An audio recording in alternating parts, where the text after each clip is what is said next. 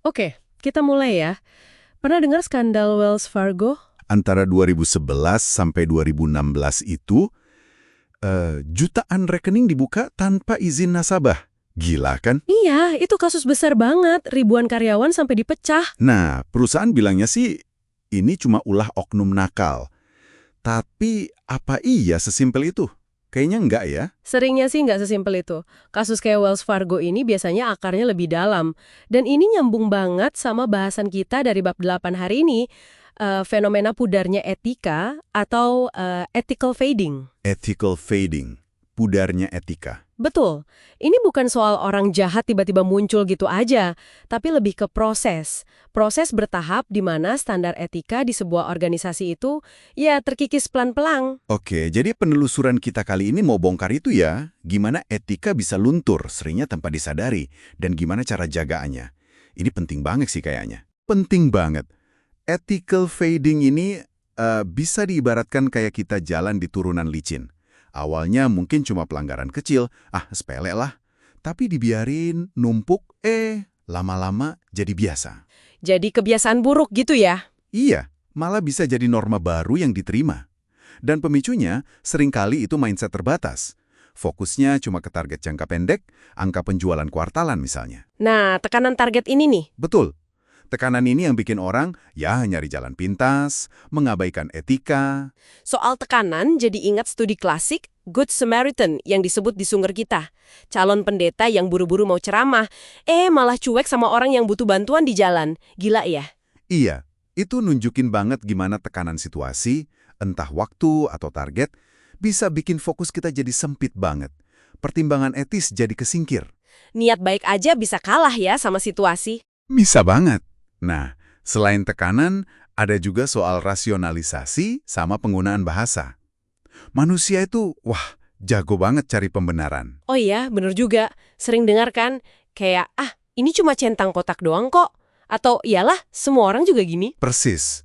Atau pakai bahasa yang diperhalus, biar dampaknya nggak kelihatan serem. Contohnya gimana tuh? Misalnya bilang mengelola eksternalitas, padahal maksudnya ya merusak lingkungan, atau optimalisasi jumlah karyawan, padahal PHK massal. Wah, iya ya.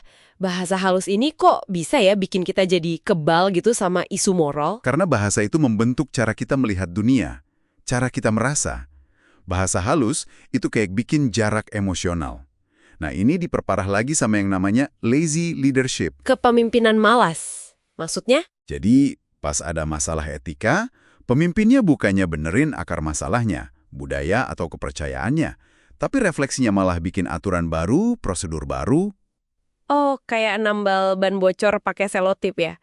Nggak nyelesain masalah utamanya. Betul. Contoh di bab ini kan ada soal pelatihan tentara yang laporannya dimanipulasi biar kelihatan bagus di kertas. Padahal tujuannya kan kesiapan tempur, malah kejebak formalitas doang. Dan itu malah bisa bikin makin nggak jujur ya? Tepat. Solusi proses buat masalah budaya itu seringnya kontraproduktif, bikin orang makin sinis. Nah, ini nyambung lagi ke Wells Fargo tadi. Gimana di Wells Fargo? Di sana tekanannya bukan cuma target jualan yang, ya ampun, hampir mustahil dicapai secara etis, kayak harus buka sekian akun per hari, tapi tekanan itu juga datang dari atas. Oh, jadi bukan cuma karyawan di bawah aja yang kena. Justru itu. Laporan investigasi internal mereka sendiri bilang kalau CEO-nya John Stumpf sama kepala perbankan komunitasnya Carrie Tolstedt itu udah tahu praktik bermasalah ini jauh sebelum jadi skandal. Serius? Udah tahu? Iya, dan bukannya dihentikan, malah diduga ikut memperkuat budaya tekanan itu.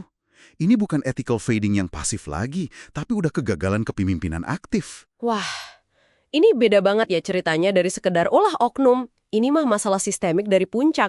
Pantesan respon awal perusahaan jadi aneh. Iya, jelas ini kegagalan budaya dan kepemimpinan. Tapi untungnya nggak semua cerita kayak gini. Ada contoh bagus sebagai kontrasnya. Patagonia. Patagonia. Yang punya mindset tak terbatas itu ya? Betul. Contohnya yang paling terkenal mungkin kampanye iklan mereka yang judulnya Jangan Beli Jaket Ini. Iya, itu berani banget. Mereka malah jelasin dampak lingkungan bikin jaket itu kan aneh buat ukuran bisnis. Dan itu bukan cuma iklan loh. Di bab 8 ini dijelasin, Patagonia itu proaktif banget. Mereka audit rantai pasok mereka dalam-dalam, sampai lapis kedua segala, buat nyari pelanggaran etika.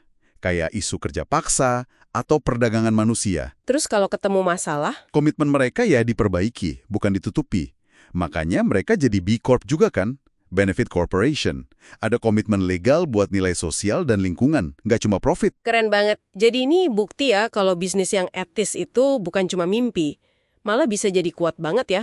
Loyalitas karyawan, pelanggan, reputasi bagus, dan tetap untung. Bisa jadi benteng pertahanan yang kuat lawan ethical fading itu sendiri. Tekanan hasil jangka pendek dan mindset terbatas tadi. Betul. Wells Fargo jadi contoh gimana mindset terbatas, plus kegagalan pemimpin bisa fatal akibatnya. Sebaliknya, Patagonia nunjukin kekuatan mindset tak terbatas dan budaya percaya buat jaga etika. Nah, ini jadi bahan refleksi penting buat Anda para pendengar. Coba diperhatikan di sekitar Anda. Di tempat kerja, organisasi, ada nggak tekanan-tekanan serupa? Atau Anda mulai dengar nggak bahasa-bahasa pembenaran yang, mungkin nutupin sesuatu yang kurang etis? Mengenali tanda awal ini penting banget buat mencegahnya jadi besar. Dan sumber kita ini ninggalin pertanyaan penting buat kita renungkan bersama. Apa cukup kita cuma patuh hukum aja, kayak alasan banyak perusahaan? Atau integritas sejati itu butuh komitmen etika yang lebih dalam lagi, melampaui aturan tertulis, kayak yang Patagonia tunjukin itu? Sesuatu untuk Anda pikirkan.